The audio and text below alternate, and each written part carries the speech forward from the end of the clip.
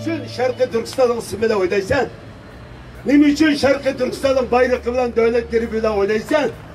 Ne için Şarkı Türkistan davasında karakteriyle oynaysan? Bunun hakkım yok. Biz de kubulkımı salmayalım.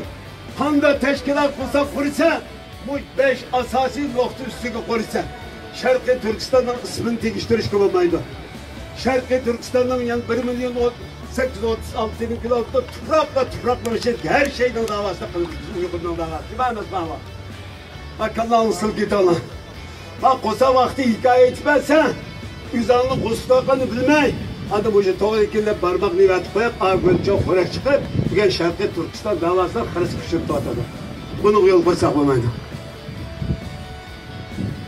Üçüncü, Şarkı Türkistan davasının çok karakteri.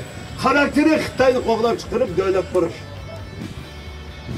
Dördüncü, bak kulağındaki bayrak. Bunu hiç kundamak özgürlük yok koyuyoruz. Beşinci, Bismillahirrahmanirrahim deyip yazgan, Savtay Damallam İslam Cumhuriyeti'nin, Şarkı Türkistan Cumhuriyeti'nin ortak ta bugünkü gelgisi devlet gribi ve devlet bayrağı devlet simulak gelgen bu nesini özgürlükçe hiç kandağın yol koyduk gelse tam hıyanetçi olursa.